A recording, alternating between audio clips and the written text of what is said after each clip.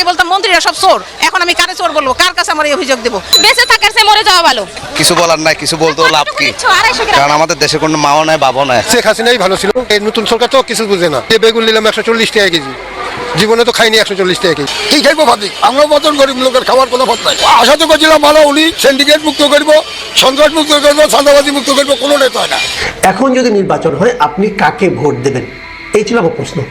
কিন্তু সবচেয়ে বেশি ভোট পেয়েছে আওয়ামী লীগ। বিশেষ একটা পরিস্থিতি, আমরা আজকে যে এই পরিস্থিতি, এটা একটা আমরা দর্শক, উপদেষ্টাদের দুর্নীতির কারণে এবার দ্রব্যমূল্যের ঊর্ধ্বগতি। ইতিমধ্যে রাজপথে কঠিন হুঙ্কার দিয়েছেন, এবার সেনাবাহিনীও মুখ খুলছেন। উপদেষ্টাদের বিরুদ্ধে কি বার্তা দিবেন তা সরাসরি মন্তব্য করেছেন সেনাপ্রধান। সাধারণ জনগণ বাজারে গিয়ে হাহাকার করছেন, হুঙ্কার দিচ্ছেন শেখ হাসিনাই ভালো ছিল, বলছেন তারা শেখ হাসিনাকে আবারও ক্ষমতায় আনবো, কিছুদিনের মধ্যেই আন্দোলনে নামবেন তারা বলে হুঙ্কার দিচ্ছেন।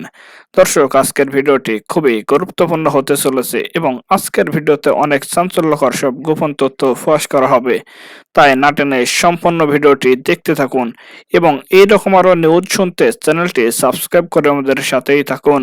তো চলুন দর্শক, কথা না বাড়িয়ে আমরা মূল ভিডিওতে যাই। শেখ হাসিনাই ভালো ছিল, এই নতুন সরকার তো কিছু বুঝে না। বেগুন নিলাম 140 টাকা কেজি, জীবনে তো খাইনি 140 টাকা কেজি। কি খাইবো ভাবি, আমরা মতন গরিব লোকের খাওয়ার কোনো পথ নাই। আশা তো করছিলাম ভালো উনি সিন্ডিকেট মুক্ত করবো, সন্ত্রাস মুক্ত করবো, চাঁদাবাজি মুক্ত করবো, কোনো নেতা হয় না। কোনো নেতা আর বাড়ি গেছে না, একটার মাল হাসলেও গেছে। এই যে ইন্ডিয়ান ভেজ আগে খেতাম হাইড্রোপ্লেন অনেক ছড়ে কইছে যে লতির কেজি আগে আসছিল এই 50-40, 80 সব জিনিসের দাম নামো না না এটা একটা অভিযোগ মরিচ বেছে 380 টাকা কেজি। কি খাইবো ভাবি, আমরা মতন গরিব লোকের খাওয়ার কোনো পথ নাই। আমরা কামলা দিয়া এই 600-700 টাকা ভাই এটা দিয়ে আগে কুর্তি হয় না।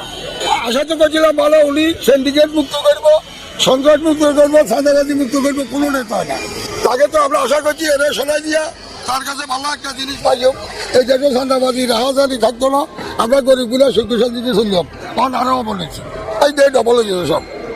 আগে তো গেলো সিন্ডিকেট, সিন্ডিকেট তো নাই, ডিম কয় 10 টাকা আলি করে অনুযায়ী হলো 100 টাকা। শেখ হাসিনাই ভালো ছিল পুরাতন হিসাবে, ও জানা আছে সবকিছু, কোনটা কোথায় লাগে না লাগে। এই নতুন সরকার তো কিছু বুঝে না, কিছু জানে না। হ্যাঁ, এই যে বেগুন নিলাম 140 টাকা কেজি, জীবনে তো খাইনি 140 টাকা কেজি। হ্যাঁ হ্যাঁ, ডিম ভালি খাঁচি 400 টাকা, 30টার দাম। হ্যাঁ, আগে নিতাম 240 টাকা, 160 টাকাই বেশি। আমি জানি যে ভালো চালাবে, ছাত্রগুলো ভালো চালাবে, তো ছাত্রগুলো তো চালাচ্ছে না, ছাত্রগুলো তো চালাচ্ছে না। ছাত্র তো অতটুকু বুঝে না, বাজারের সূত্র জানে না। ওরা লেখাপড়া করছে, বাপের খাইছে, ঘুরছে, বাপ তো বাজার করে না বুঝে, ছাত্র তো আর বুঝে না। ছাত্রগুলো কি বুঝবে, এর কাছে কোনো আশাই নেই। আগে ফখরুদ্দিন চৌধুরী থাকতো ভাই ভালো করবে। আমার লাইফে দেখি না, একবার খালি মরিচ দেখছিলাম দামটা, খালি মরিচে। হ্যাঁ, আর কোনো সবজি আমি পেঁপে কিনছিলাম 10 টাকা কেজি, 15 টাকা কেজি। সে পেঁপে এখন 40 টাকা আসলে 80 টাকা করে কেজি। কে একটা লাইফ বলতাম মন্ত্রীরা সব চোর, এখন আমি কারে চোর বলবো, কার কাছে আমার এই অভিযোগ দেবো? বেঁচে থাকার চেয়ে মরে যাওয়া ভালো। কিছু বলার নাই, কিছু বলতেও লাভ কি, কারণ আমাদের দেশে কোনো মাও নাই বাবাও নাই। এখন বাজারে নাকি আগুন লাগছে, আসলে আমি এসে দেখলাম বাজারে আগুন লাগছে। আগুন লেগে সব পুড়ে যাওয়া এক, আর যে আগুন বাজারে লাগছে এই আগুন পুড়লে এই আগুনে মানুষ না খায়া পুরা ভিতর থেকে ছারখার হয়ে যাবে। এটা কি আমাদের মতন এরকম মধ্যবিত্ত সাধারণ পরিবারের বাজার করে খাওয়ার মতন দেশ? না এই দেশে আমরা ফাঁসি দিয়ে মরবো, না আত্মহত্যা করবো, কি করব? আমরা যে পর্যায়ে আছি, না পারি কারো কাছে চাইতে, না পারি কারো কাছে শেয়ার করতে, আমাদের কোথায় যাব, কার কাছে আমরা এই অভিযোগ করবো বলেন? আগে দেখছি দ্রব্যমূল্য ঊর্ধ্বগতি ছিল, এখন দেখি তার থেকে আরো বেশি ঊর্ধ্বগতি হয়েছে। এই অভিযোগ কাকে দিব, এই কষ্টের কথা কাকে বলবো? আগে বলতাম মন্ত্রীরা সব চোর, এখন আমি কারে চোর বলবো, কার কাছে আমার এই অভিযোগ দেবো? জনগণ এবং আমরা আশা করছিলাম এই যে এই গভর্নমেন্ট আসলে জিনিসপত্রের দামটা অ্যাটলিস্ট কমানো হবে বা কমে যাবে, কিন্তু দেখতেছি না, সেই একই রকম আছে। ঊর্ধ্বগতি যেমন ছিল তেমনই আছে, কিছুই কমে নাই। এটা আসলে কমা উচিত, যেটা জনগণের প্রত্যাশা, যে নতুন ওই গভর্নমেন্ট বাদ দিয়ে তত্ত্বাবধায়ক আসলে সব কিছুর দাম কমবে বা আমরা আরও স্বস্তিতে থাকবো, কিন্তু মানে এটা পাচ্ছি না। কেউ পরিবর্তন করতে পারছে না, কোনো সরকারি পরিবর্তন করতে পারছে না। আমরা বাজারটা মানে পরিবর্তন চাই। আসসালামু আলাইকুম প্রিয় দর্শক, দুদিন আগে আমি একটা অনুষ্ঠানে গিয়েছিলাম, কিছু সাংবাদিক বন্ধুরা ছিলেন সেখানে।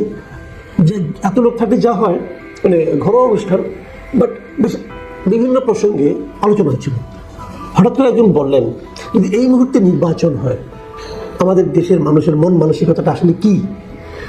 নির্বাচন কবে হবে জানি না, কিন্তু হাইপোথেটিক্যালি ধরা যায় যদি এখন নির্বাচন হয়, এই মুহূর্তে মানুষ আসলে কি ভাবছে, কাকে ভোট দেওয়ার কথা ভাবছে।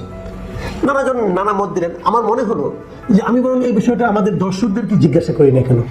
তো সেখানে বসে আমি আমার এই চ্যানেলে একটা জরিপের আয়োজন করলাম এবং একটা মাত্র প্রশ্ন ছিল, এক লাইনে একটা জরিপ, এখন যদি নির্বাচন হয় আপনি কাকে ভোট দেবেন, এই ছিল আমার প্রশ্ন। আজকে 2 দিন হয়ে গেছে, 2 দিনের রেজাল্টটা নিয়ে আপনাদের সঙ্গে আলাপ করতে চাই। আসলে আলাপ করার প্ল্যান আমার আগেই ছিল, কিন্তু আমি দেখলাম এই জরিপের মধ্যে প্রচুর দর্শক আমাকে এই কথাটা বলেছেন যে এই জরিপের রেজাল্ট দিয়ে আপনি একটা অনুষ্ঠান করবেন। অনুষ্ঠান মানে আপনাদেরকে জানানো আর কি। আপনারা নিজেরা যারা জরিপে অংশ নিয়েছেন তারা জানেন, যারা জরিপে অংশ নেননি তাদের জন্য আমি মনে করি জিনিসটা একটু জানানো দরকার যে দেশের মানুষের চিন্তা ভাবনা কিভাবে পরিবর্তিত হচ্ছে অথবা কোন দিকে যাচ্ছে, অথবা এই জরিপটাকে আসলে গণমানুষের যে চিন্তা, গণমানুষের যে ভাবনা তার প্রতিফলন ঘটাচ্ছে, এই প্রশ্নটাও কিন্তু এখান থেকে আসবে।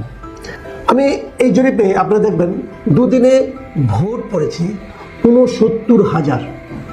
পৃথিবীর কেবল বাংলাদেশের প্রেক্ষিতে না, পৃথিবীর যে কোনো দেশের প্রেক্ষিতে 69,000 ভোটার মানে ভোট মানুষের মতামত দানকারী ব্যক্তির একটা জরিপকে খুবই গুরুত্ব দেওয়া হয়। 69,000 একটা বড় অঙ্ক, কিন্তু এত লোক এখানে ভোট দিয়েছে, এখানে কিন্তু ছলচাতুরির কোনো অবকাশ নেই। আমি আপনাদের দেখাচ্ছি। তো এত ভোটের মধ্যে ভোটটা কার কত পড়েছে, মানে কত পার্সেন্ট লোক কোন দলকে চেয়েছে। আমার জন্য আমি অপশন দিয়েছিলাম 5টা। এই কারণে এর চেয়ে বেশি আর দেওয়া যায় না, ইউটিউবে এর চেয়ে বেশি আর দেওয়া যায় না। আরও 2-একটা দিতে পারতাম, কিন্তু দিতে পারিনি। আমি আগামীতে যখন জরিপ করবো এখানে সবচেয়ে কম যে ভোট পেয়েছে জাতীয় পার্টি, তারা মাত্র 1% ভোট পেয়েছে। আগামীতে আমি জাতীয় পার্টিকে বাদ দিয়ে দেবো এখান থেকে, কারণ জাতীয় পার্টি আসলে হিসাবের মধ্যে আসবে না। জাতীয় পার্টির দুরবস্থা কোথায় গিয়ে পৌঁছেছে এখান থেকে আপনারা মোটামুটি একটু টের পাবেন। এখানে বিএনপি আমি 1 নম্বরে রেখেছিলাম, কিন্তু সবচেয়ে বেশি ভোট পেয়েছে আওয়ামী লীগ। আওয়ামী লীগ ভোট পেয়েছে 33%। এটা আমার ধারণা অনেকের কাছে অভাবিত এবং আমার নিজের কাছে অভাবিত। আমি ভাবতে পারিনি যে এরকম একটা আন্দোলনের পর, জিয়া গণ আন্দোলনের মাধ্যমে আওয়ামী লীগ বিদায় হয়ে গেছে, সেই আন্দোলনের পর 3 মাস পার হওয়ার আগেই 2 মাসের মতো এর মধ্যেই যে আওয়ামী লীগকে এত লোকে আবার ভোট দিবে, এটা অন্য ব্যাখ্যাও আছে, সে ব্যাখ্যাটা পরে আসছে। বিএনপিকে ভোট দিয়েছে। রাষ্ট্র মেরামত ছাড়াই অন্তর্বর্তী সরকার বিদায় নিলে এই প্রজন্ম আমাদের কাঠগড়ায় দাঁড় করাবে। প্রধান উপদেষ্টার প্রেস সচিব শফিকুল আলম বলেছেন, একেবারে রাষ্ট্র মেরামত ছাড়াই যদি অন্তর্বর্তী সরকার চলে যায় তাহলে এই প্রজন্ম আমাদের কাঠগড়ায় দাঁড় করাবে। শনিবার 30 নভেম্বর এনডিএম এর আয়োজনে মহাখালী ব্র্যাক সেন্টারে রাষ্ট্র সংস্কার প্রস্তাবনা শীর্ষক সেমিনারে তিনি এসব কথা বলেন। শফিকুল আলম বলেন, গত 15 বছরের একটা আন্দোলন আমাদের এই জায়গায় নিয়ে এসেছে। বর্তমান অস্থিরতার মধ্যে দাঁড়িয়ে আমরা সংস্কারের কথা বলছি। কেমন বাংলাদেশ চাই তা নিয়ে এখন যে তর্ক চলছে আমরা সেটাই চেয়েছিলাম। তিনি বলেন, আগামী 31 ডিসেম্বর সংস্কার কমিশনগুলো প্রতিবেদন জমা দেবে। এরপরে আমরা সবাই মিলে আলোচনা করব। রাষ্ট্র মেরামত না করে যদি অন্তর্বর্তী সরকার চলে যায় তাহলে এই জেনারেশন আমাদের কাঠগড়ায় দাঁড় করাবে। এমন সময় এনডিএম চেয়ারম্যান ববি হাজ্জাজ বলেন, প্রথম ধাপে এনডিএম এর দেয়া 9টি সংস্কার খুবই জরুরি। এনডিএম এর কোনো অঙ্গ প্রত্যঙ্গ কখনো ফ্যাসিজম হবে না। মানুষের ভোটাধিকার দেশের জমিনে ফিরে আনা সবচেয়ে বেশি জরুরি। আলোকচিত্রী এবং সাংবাদিক শহীদুল আলম বলেন, প্রস্তাব দেওয়ার কোনো সমস্যা নেই, তবে প্রয়োগে সমস্যা রয়েছে। এত বছর বাংলাদেশ অনেক সূর্য সন্তান দেখেছে, আর নতুন করে কোনো সূর্য সন্তান দেখতে চায় না। গণ অধিকার পরিষদের সাধারণ সম্পাদক রাহেদ খান বলেন, সংগ্রাম এখনো শেষ হয়নি। রাষ্ট্র সংস্কার হওয়ার পরেও সংগ্রাম চালিয়ে যেতে হবে যেন ফ্যাসিস্ট ফিরে আসতে না পারে। রাজনীতি নষ্ট করেছে জাতীয় পার্টি, নেতাদের বিক্রি করেছে। আওয়ামী লীগ ও জাতীয় পার্টিকে কোনোভাবেই সুযোগ দেওয়া যাবে না।